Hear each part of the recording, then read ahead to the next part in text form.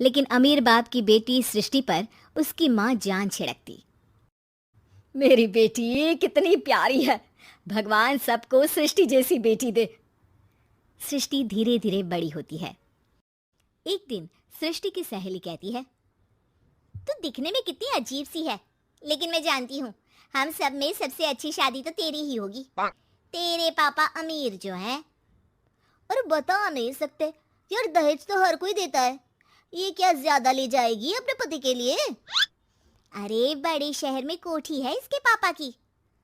अरे पापा की है ना, कौन सी इसकी है? इसकी होती तब तो कोई भी लड़का इससे शादी कर लेता। अरे पापा की मतलब पापा की है तो मेरी ही है ना? किसने कहा? अब तेरी तो तब होगी ना जब तेरा भाई ना हो।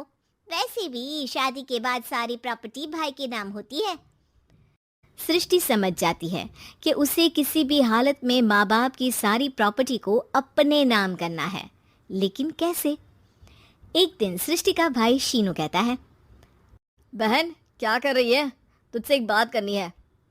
अरे हाँ हाँ करना, मैं तो तेरी बहन हूँ।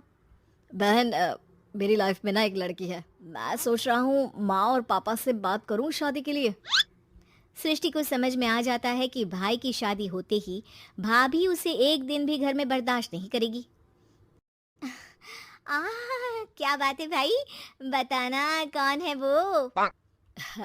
यार वो बहुत अच्छी लड़की है, पढ़ी लिखी है, मेरे साथ जॉब भी करती है, बस एक प्रॉब्लम है। हाँ प्रॉब्लम? क्या प्रॉब्लम है भाई? यार वो शादीशुदा है, लेकिन उसके पति ने उसे सिर्फ इसलिए छोड़ दिया क्योंकि उसके माँ बाप दहेज नहीं दे पाए। सृष्टि ये सुनकर न जाने क्यों खुश हो जाती है। अरे भाई तो क्या हुआ, लड़की तुझे तो पसंद है ना? शीनू को लगता है कि बहन उसे समझ रही है। वो इस बात से अनजान होता है कि उसकी बहन की मंशा पूरा घर हड़पने की है। सृष्टि अपनी माँ से कहती है, मम्मी मुझे तो बहुत चिंता है, पता है शीनू क्या कर रहा है? अरे क्या कर रहा है, वो तो काम पर जाता है और वापस घर आता है। नहीं ना माँ, वो यही तो नहीं कर रहा, बाकी सब कर रहा है। आपको पता है उससे प्यार है, और वो भी एक शादीशुदा लड़की से। हैं? ये क्या हो गया, मैं सोसाइटी में क्या मुंह दिखाऊंगी? अरे तेरे पापा तो यही कहेंगे कि मैंने ही उसे बिगाड़ दिया है। माँ देखो, पापा पर भी विश्वास करने की जरूरत नहीं है। अब आप ही बताओ, पापा इतनी देर घर के बाहर रहते हैं क्यों, बोलो? अरे बेटा वो तो नौकरी करते हैं ना। तू बहुत भोली है माँ, पापा का ऑफिस तो 7 बजे खत्म हो जाता है, लेकिन देखो कितनी देर से आते हैं। अरे नहीं नहीं बेटा, ऐसी कोई बात नहीं है। सृष्टि माँ को एक औरत से बात करते पिता की फोटो दिखाती है।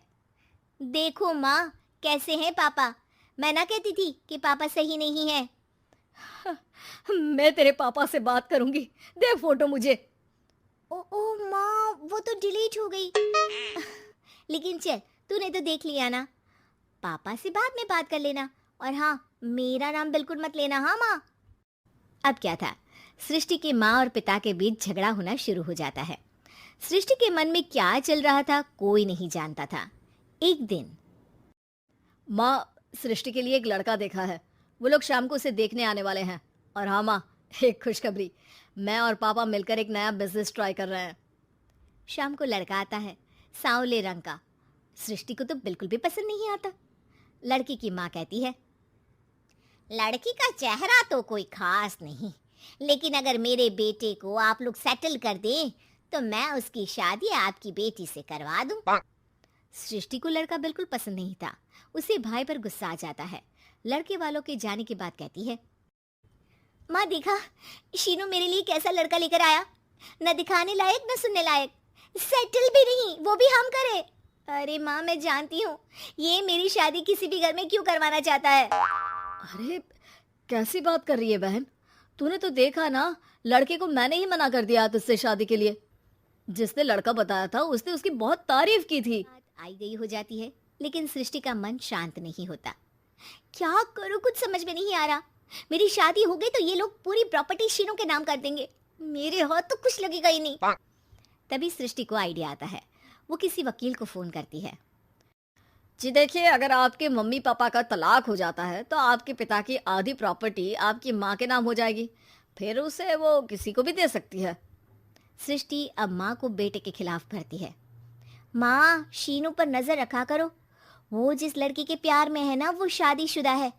यहाँ आएगी, सारा पैसा, रुपया, जमीन, जायदाद सब हड़प लेगी। पापा का भी हाल तुमसे छुपा नहीं है। ऐसा ना हो कि मैं और आप एक दिन सड़क पर भीख मांगे। हे भगवान, मैं तो जीते जी मर जाऊंगी अगर ऐसा हो गया तो। ऐसा हो गया नहीं माँ, ऐसा ही होगा। अभी समय है, आगे का सोच लो। मैं तो कहती हूँ पापा से आधी प्रॉपर्टी लेकर अलग हो जाओ। पापा की आधी प्रॉपर्टी भी हम लोगों को अगर मिल जाती है ना, तो अगले 7 जन्म सफल समझो।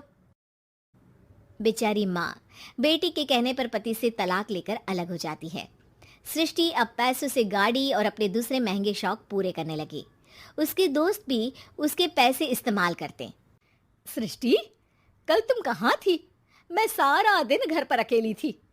तो मैं क्या करूं? मैंने ठेका तो नहीं लिया है ना तुम्हें संभालने का। माँ को सृष्टि से ये उम्मीद नहीं थी। वो बैठकर रोने लगती है। यानी कि सृष्टि के पिता आ जाते हैं। मैं जानता था कि तुम्हारा यही हाल होगा, तो आपने मुझे रोका क्यों नहीं? मैं रोकता तो तुम रुकती क्या?